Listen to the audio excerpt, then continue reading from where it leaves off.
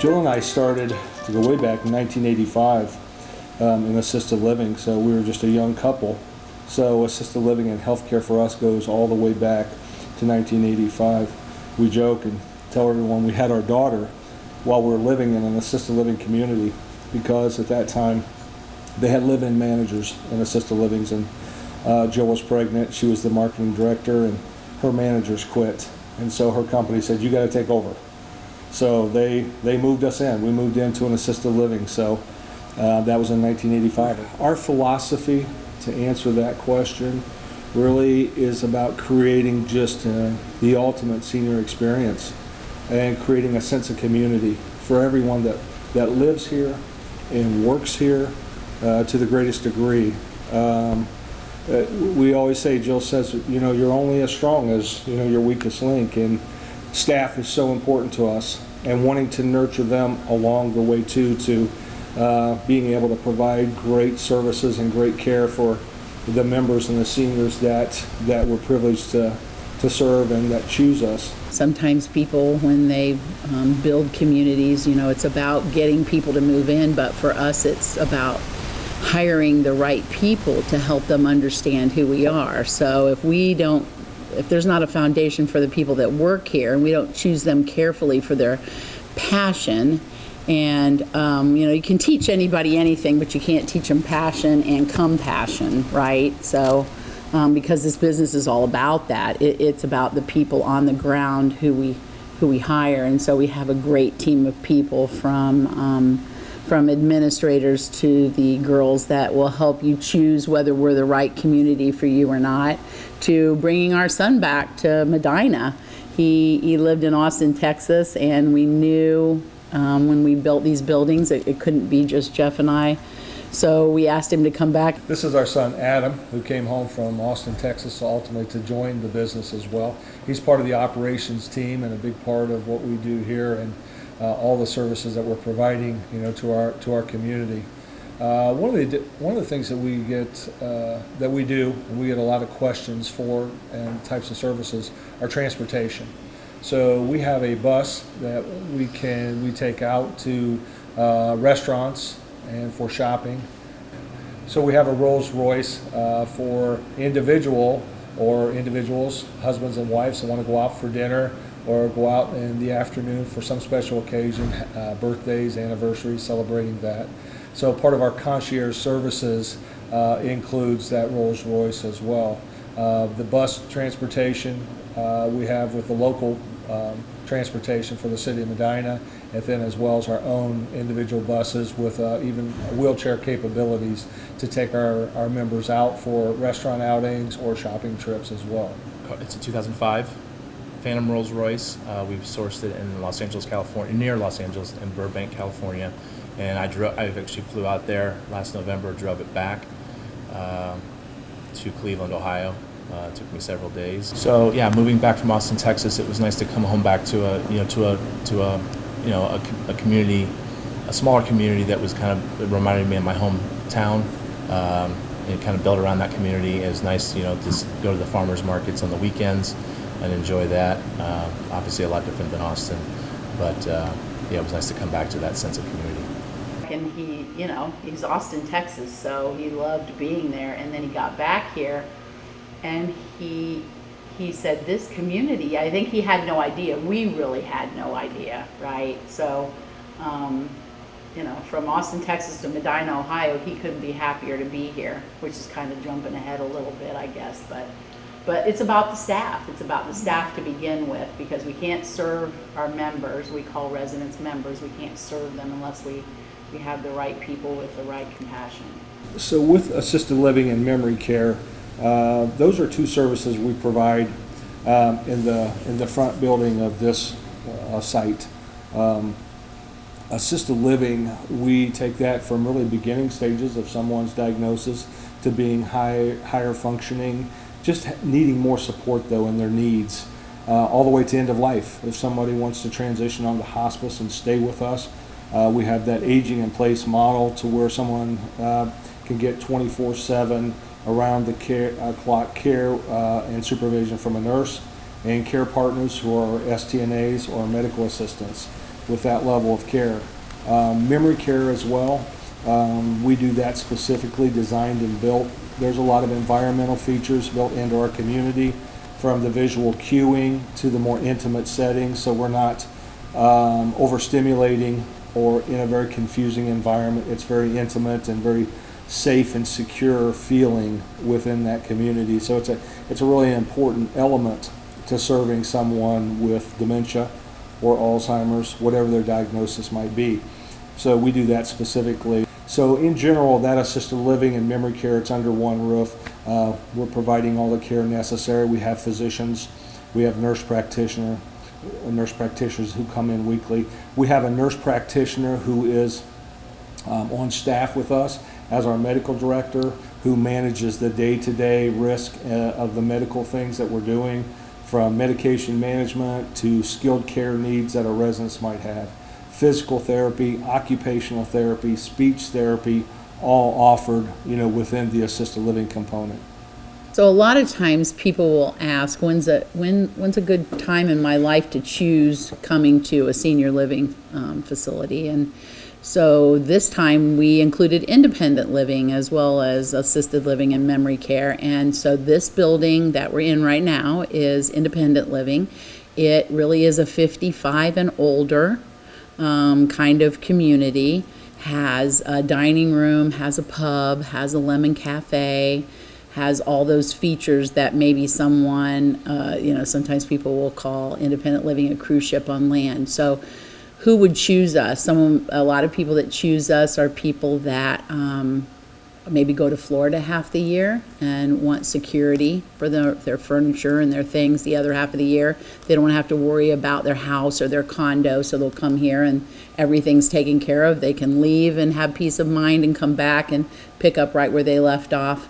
To couples who sometimes maybe one of them is experiencing maybe early signs of a disease process or dementia, and the other one is thinking, how am I going to manage this going forward? This building that we're in will have, it has 98 apartments, just like the assisted living, but it has 2-bedroom apartments, 2-bathroom apartments. The square footage on it has many different size of apartments. So what's the smallest? Anywhere from 500 square feet to almost 1,300 square feet apartments.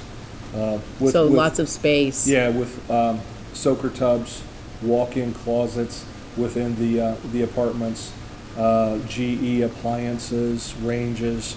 We have handicap accessible apartments. Some have wood floors in the entries and in the living rooms, pocket doors. So unique features too within that. We put heating elements in our bathrooms. They're a European style design bathroom to where they're barrier free. So you can walk right into your shower without any environmental barriers or lips that would cause tripping, so it's very conducive for someone to get around very easily their large showers.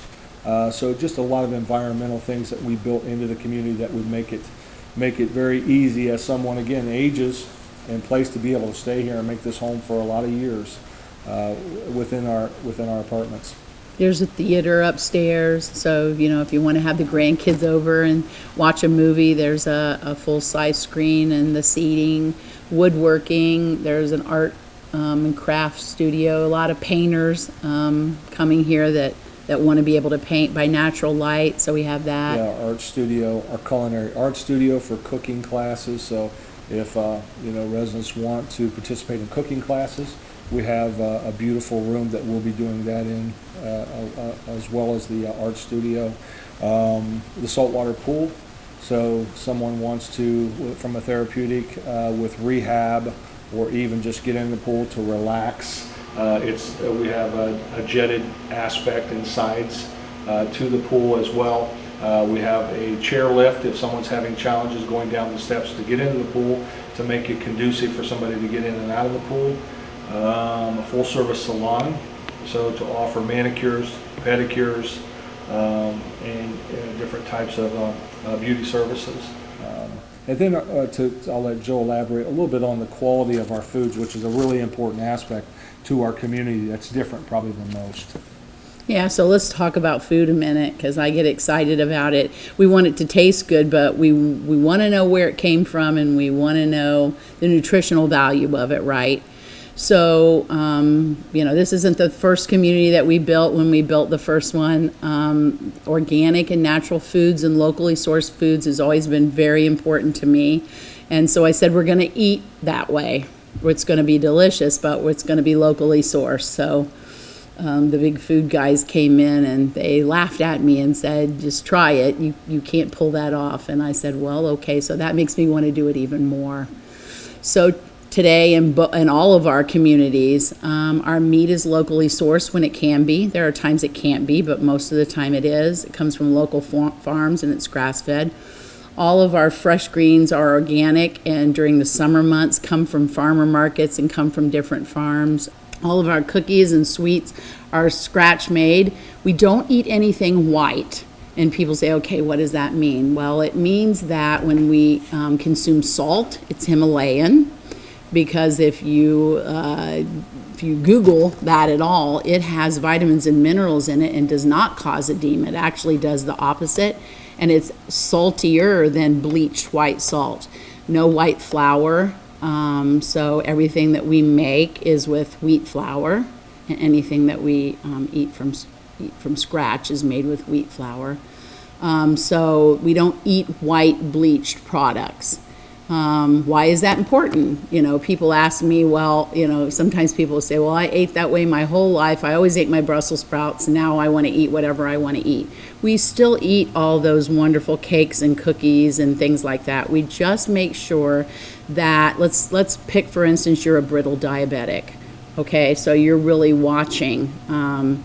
We eat less processed foods so that we control those blood sugars as much as we can, so that we feel, people are on medications that have side effects, and we don't want to add more side effects and more for your body to deal with blood sugar spikes and those kinds of things.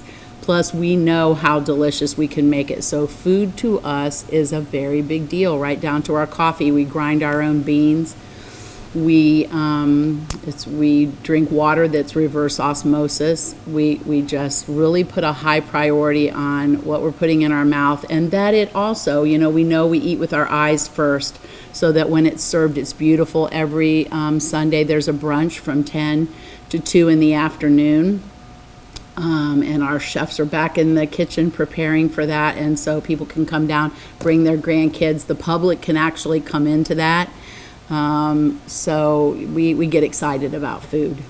So those are important things within our communities that we do, that we really feel like have a great value, that maybe other people that are in the same business discount. Anyone that is interested in employment or living here can go to echelonseniorcare.com, and they can go on. There's applications online. They can fill an application. If anyone is inquiring and interested in potentially living here and looking at this as a potential of living for themselves, they can equally go to echelonseniorcare.com and then fill out and submit an inquiry form to us as well. Or just pick up the phone and call us. Our phone numbers are there, or just stop by to visit. Back to our philosophy question, the sense of community that we create within our community of buildings, from the staffing to our families and the members that we serve. Medina has such a kindred spirit to that. There is a like-mindedness in this city among everyone, and choosing this community was very easy. From our interactions with our city officials and the zoning people were just phenomenal. And that sense of community really from day one, from picking up the phone and talking to Jonathan Mendel at the zoning office initially, to meeting Mayor Henwell, and to meeting Dan Gladish, and to meeting Kimberly Marshall and Bethany Dentler, all of those people, that sense of community is so important to all of them. And it's not something that's scripted by them or a part of It's a part of their nature, of who they are as individuals. And our connection to that, because that's who we are. I say our group, we're a soulful group. We like to speak from our heart. We like to connect with people very quickly and let them know we're for real and we care about people. We want to have fun doing what we're doing. We want to make a difference in people's lives. And that's what the whole really team of the whole Medina City official and the administrative team, our interactions with them, going through our zoning process to going through our building applications and getting permitted, to working with Dan Gladish and Tom here through the process was just phenomenal. And so choosing this community, once those experiences started to play out like that, we knew we had made the right decision. Because you don't know initially, when you're choosing a community, you have a general sense, and you've done your homework a little bit, and you've driven through the town several times, and you've been up on the square a few times, but every time it was consistent, and the spirit of the community was so consistent. And the spirit of a community like ours, and to Medina, it's not something you can really define. It's something you can only feel and experience. And when you go to the square, Jill and I talk about this all the time, it is such a jewel. And the different events that are going on at the gazebo, from the candlelight walk to the Christmas things at the time, market, the farmers markets, it's the sense of community there is exactly what we want to be associated with. It's who we are as individuals and as a community and as a company, of what we want to represent as well. So for us, it was just a perfect fit, with our philosophy and in choosing this community. We could not have made a better choice. Medina is such a friendly place. We get up every Saturday morning in the summer excited about the farmer market. I think that we're just so proud to be here, and every day through the building process, I think we pinched ourselves, right? That everyone was so friendly, because we hadn't always gotten that before in our past. Building a community, there's lots of rules and regulations and permits, and sometimes people aren't the most friendly through that process, and I don't think we ever found it to be anything but friendly, right? Yeah, right. There's some, there can be a disconnect there between, I think, administration sometimes in the development aspects of how a community is going to grow, and the actual people that are choosing a community to provide a service and build their facility or their business in that community. But there was such a connection here that was above and beyond, and very natural, very easy, very efficient, very effortlessly done too. To the point, like Jill said, that we're almost pinching ourselves in that regard. So, for us, I mean, it's a no-brainer.